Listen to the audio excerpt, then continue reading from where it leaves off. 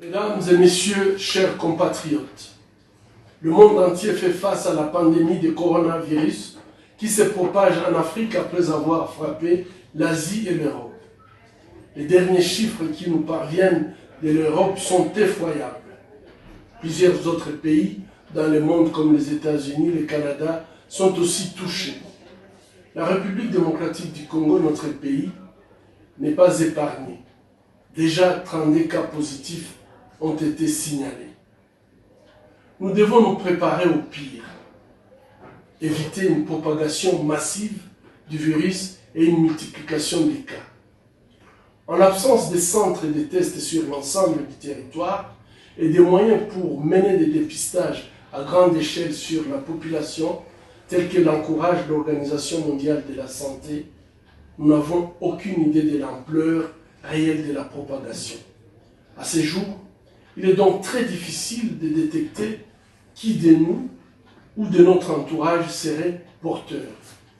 Il est important de souligner que ce virus est très contagieux, alors même que les symptômes de la maladie tels que la fièvre, une toux sèche, des difficultés respiratoires ne se seraient pas encore manifestés.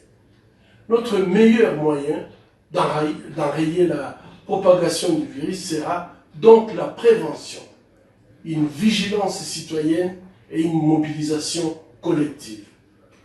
Ce qui compte le plus, c'est le comportement de chaque individu et de nous tous.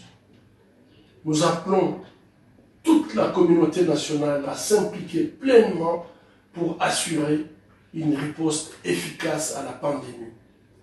Nous saluons les mécanismes préventifs décrétés par le chef de l'État en date du 19 mars, interdisant les rassemblements, notamment aux écoles, aux églises, aux salles de fête, aux événements sportifs collectifs et restreignant l'accès au territoire national. Nous saluons également la nomination de notre compatriote et mon confrère, l'éminent virologue Jean-Jacques Muyembe, co-découvreur du virus Ebola en 1976 comme coordinateur de la riposte au coronavirus en République démocratique du Congo. Chacun de nous doit accepter le temps de la gestion de cette crise, adapter ses habitudes, donc éviter au maximum de déplacements et rester chez soi, adopter les mesures de distanciation sociale, comme garder un minimum d'1 mètre de distance entre individus, éviter les poignées des mains et les embrassades. Les mesures d'hygiène préventive familières telles que se laver régulièrement les mains avec du savon et éternuer dans son coude sont également vivement recommandées.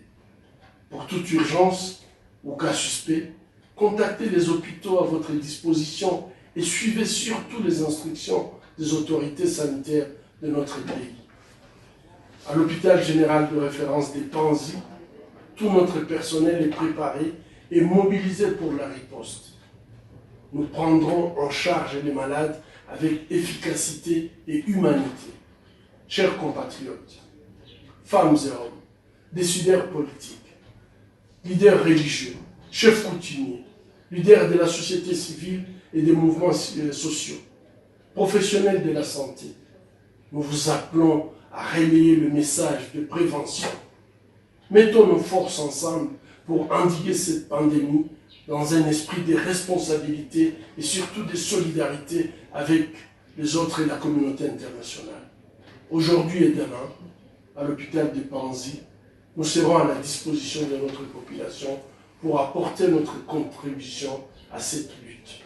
Je vous remercie.